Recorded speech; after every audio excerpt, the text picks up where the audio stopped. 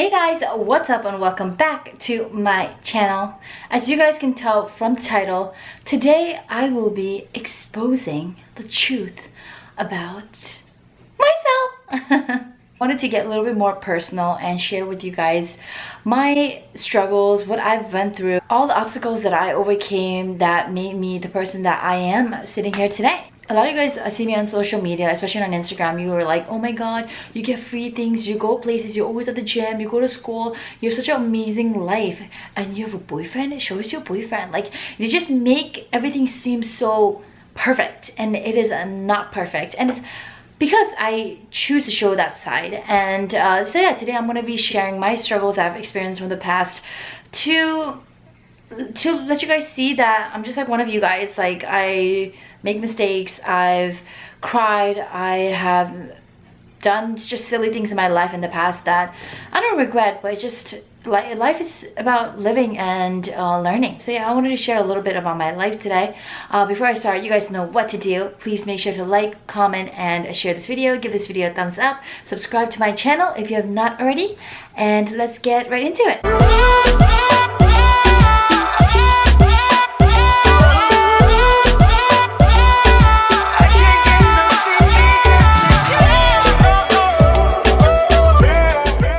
Comments that I usually get from people from Instagram is that, wow, you're so perfect.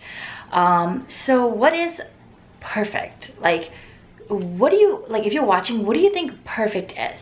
So when people say that, I kind of laugh because I don't think I'm perfect. Like, I really, honestly, I do not think I'm perfect. I'm just being myself, and I'm grateful that I have a platform where I can express my opinion and there are people listening. I really am grateful for that.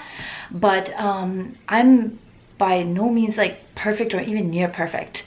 So yeah, so let's start by, like, I don't know, let's start after high school. That's when my whole life changed. So after high school, I moved to New York.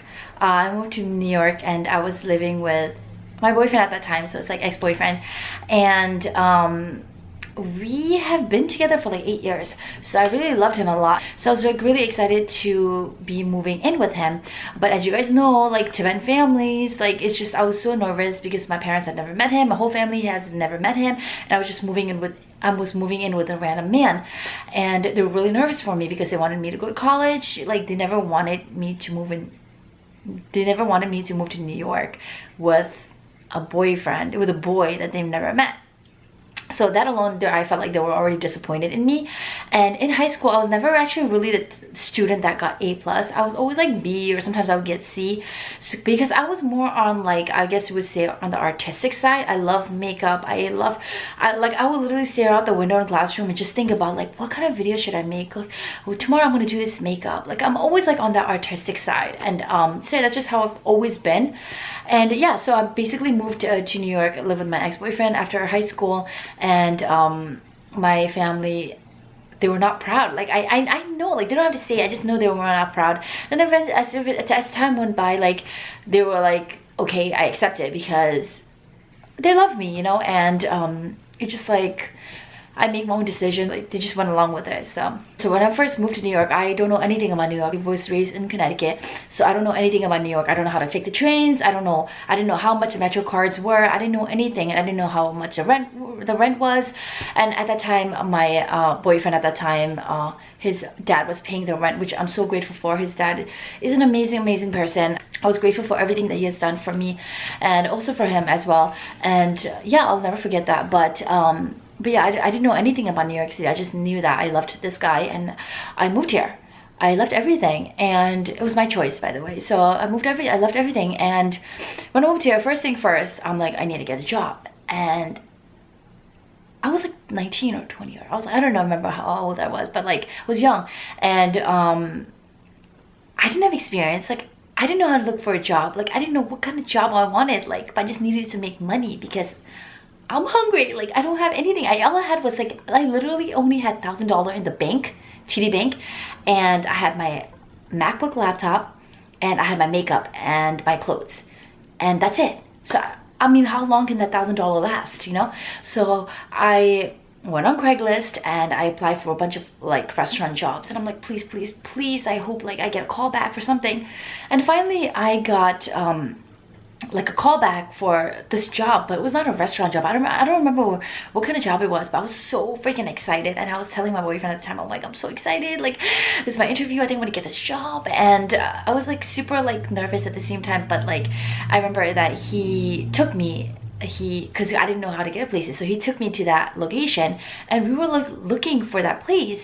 And as time went by, I realized that that was like a fake address. So basically I remember that day it was like raining, and I remember crying in the rain because I felt like a slacker, I felt like a failure, I can't even get a job, I got scammed, and so much emotions was going through my head that I felt so disappointed in myself. And I felt disappointed that I felt disappointed that I let my family down, that I didn't stay in Connecticut, that I didn't finish college like how I was supposed to, how kids were supposed to do things. And I basically fell off the track, and I don't know, I just basically felt like a failure at that time. And so yeah, so after a while I printed out a bunch of resumes. I went store by store. He was with me, he was like showing me places, and he was being super helpful. And I finally went to this one restaurant. It was a little Asian restaurant, and I was like, are you looking for like a hostess, like a cashier person? And they were like, yes. Like it was a little ramen shop, and I didn't have to go through like a bunch of interview process because it was, like I said, it was a small restaurant.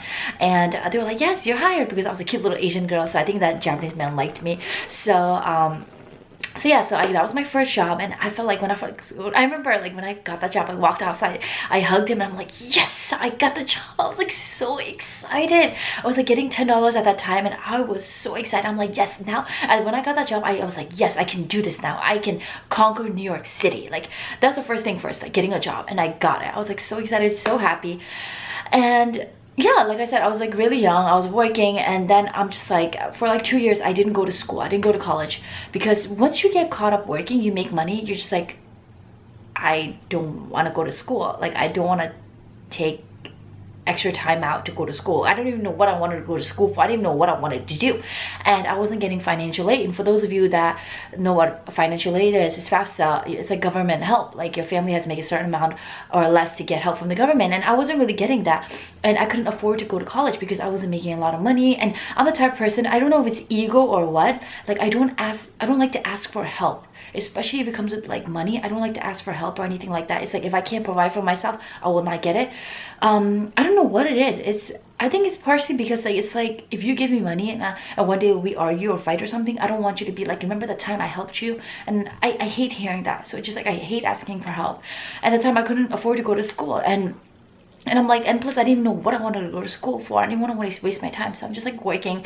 Then after a while, I don't know what happened, I was just like, you know, I need to go back to school. So now I need to look for school. Like I said, I'm new to New York City. I don't really know a lot of places, a lot of schools. So there was this school near where I lived, and it's called LaGuardia Community College. It was community college.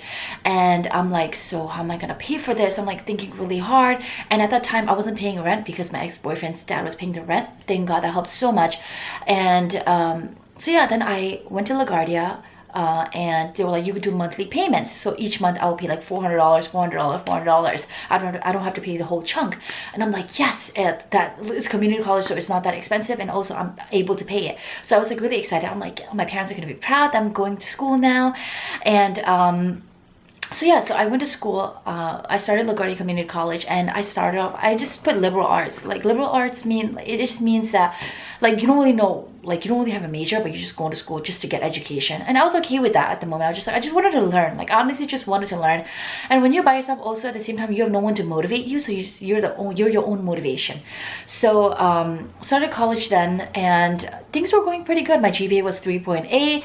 I might not be the smartest girl out there, but I'm not like so dumb or anything like that. But like so yeah, as time was going on, I felt like I was doing good in school, but now the problem was like my relationship, it was not working out.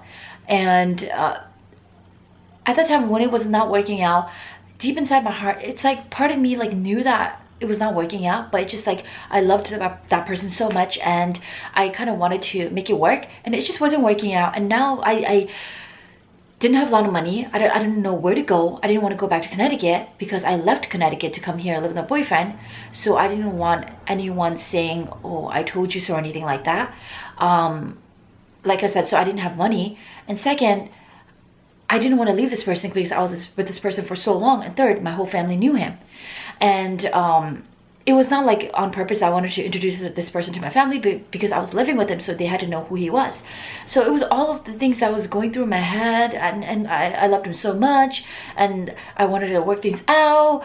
But then again, part of me is like, I only have one life, he only has one life. I don't want to waste his time, I don't want to waste my time. At the same time, we're young, and I just had so much dreams. I literally, I'm such a big dreamer. I had so much things in my head, and I just felt like I just haven't lived my life yet, to be honest, and I was not being fair to him.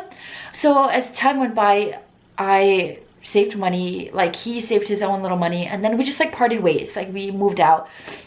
And that was really, really hard for me to overcome, but thank God for my parents, especially my mom. Like, she's like super understanding, and I talk to her on WeChat all the time about everything, and she's like, you know, she's like really cool and understanding for a mother who's in India. Like, you know, a lot of Tibetan moms are very like overprotective, and they're like very, I don't know, I guess you could say judgmental, I don't know. But I'm grateful that my mom is like super understanding. She's like, if you're not happy with anything, like don't stay with it just because of the community thing, just because of what you're afraid that this person's gonna say or that person's gonna say. Do what makes your heart happy, do what makes you happy, because you only have one life. Don't live that life serving other people, making other people happy. Do what makes you happy, and deep in, like, when you're happy, you will radiate that happiness, and then people around you will get that positivity, and it would just be a whole better world, I guess you can say. So yeah, then that happened, and so then yeah, during that breakup, I just totally slacked in school. I was doing so good, and I just could not concentrate in school, and that's when I stopped going to school. I stopped going to the community college, and that's why I didn't finish. And then after that year, I went to Miss Tibet. So that year I couldn't go to school because I went to Miss Tibet, and I had to spend so much money, and like I said, I wasn't getting help from government. So when I came back, I'm like, I can't go to school because I spent so much money in India, like, you know. And I love to buy clothes as well, so it just like, I just wasn't saving money in general, and I was just like living one day at a time. And so when I came back, I'm like, you know, I can't go to school this year because I haven't saved money, so let me work a little bit and let me go back to school. And that's when I came back and I did that. And I didn't want to go to LaGuardia Community College anymore because I wanted to go to a four-year college. That's when I applied to Hunter, and I got accepted, and I decided to take out loans because I do want to go to school. I do want to get education. I do want to do something in the future. Like, you know, I didn't know what I wanted to do. That's when I started doing social media, and I started creating YouTube videos. I started creating Instagram. I started creating Instagram videos of makeup tutorials, and that kind of like, that's how people know me as, I guess, in the community, like a makeup artist. But I'm not a makeup artist. It's just makeup is a hobby that I've always like had since I was a very young age. And then I switched from makeup to YouTube because I felt like with YouTube I can express more, and you guys get to see who I really am as a person. And I got criticized. Like, when I started, people were like saying so many mean things. Like, I'm not even joking with you. Like, you were like, how do you handle the criticism? How do you handle the hate? It's like, it's just like, I feel like over the years, like, it's just the experience and the things that you go through kind of build the person that you are. And with that being said, when I first started social media, like, I'm just like, I know I can do this. I'm meant for this. I'm meant to create content. I'm meant to entertain. But all the negativity comments that I was getting, all the hate comments, like some of them were so mean at the time. Oh my god, I'm crying. Some of them were so mean at the time. It was just like, you're disgrace, like, and that, like, you're disgraced as a, oh my god, you're disgraced as a Tibetan. You don't know how to speak English. You're trying to make videos online, trying to say I'm Tibetan, but you don't know how to speak. You're representing our community in such a bad way. You should be ashamed to cover up this and that. And what hurt me is basically, yes, those comments, but also because that at that time I felt like that was also the reason why I didn't win. I really felt like that, like doing Miss Tibet. I felt like, oh my god, what am I doing? I'm just a girl who doesn't even speak Tibetan, and I wanted to participate in the pageant and win and be a role model. Be a role model for what? Be a role model for who? I really like doubted myself after the pageant, because I'm just like, you know, you Miggy, you want to do so much, but you can't even speak Tibetan properly. And there was a time where I felt like I can't do this. Like I really felt like, how can people look up to you? How can your own people look up to you when you can't even speak your own language properly? Like, you know, and that really at one point really got me down. And I don't know, like I think it's because of my surroundings, like because of the family I have, like especially my mom. Like I always say, like because of her, she's always like, you know, do what makes you happy. And as time went on, like I realized I will always get hate comments, I will always get negative feedbacks, but I don't know, I just kept pushing it, and my skin just got thicker, and I still kept creating content. And I think that made some people realize, like, this girl is not gonna give up, and I'm not gonna give up. Like, no matter how many hate comments I get, no matter how many negative people come in my life, I realized, like, I have a pretty thick skin. No matter how many times I cry, no matter what I say on social media, I might look so weak, like crying on like camera right now, but just kind of getting emotional thinking about it. But like you know, like, giving up is for losers, and I know I'm not a loser. Like, I work extremely hard for everything I have, and I'm not going to let 1 or 2 or 3 or 4, how many negative comments that you people have to say about me and the way I dress, the way I look, the way I speak things, like the way I say things, like, get me down. Because it's just like the time that I've spent building this is not gonna come crashing down because of some haters out there, you know. And so yeah, so I just kind of wanted to share that. And I try not to compare myself to anyone else. I try to work at my own pace, and I try to be as positive as I can, because I am a happy person. I like to be goofy, as you guys know. If you do follow me and watch all my videos, I'm sure you guys get the gist of like the person I am. I do like to make videos and be goofy and funny, have fun all the time. But I wanted to actually create this video because I wanted to show you guys like a different side of me, like the past, the experiences that I've gone through. Not everything is all happy rainbows and sunshine all the time. I just wanted to say, just don't believe everything that you see on social media, and don't compare yourself to anyone else. Just work hard and go at your own pace, because I feel only God can determine your future and how you'll end up. So I tell myself that every day. Like, when I feel down, I tell myself that it's okay, it's just not your time, tomorrow's gonna be so much better, like, you know. So yeah, I just wanted to share that story. And yeah, I hope that this helps someone out there, and that you're not alone, and that I'm not perfect, you're not perfect. We're all working on ourselves to better ourselves each and every day. So that's it for this video. I hope that you guys liked it. Please give this video a thumbs up and subscribe to my channel. And yeah, so I'll see you guys in my next video. Bye.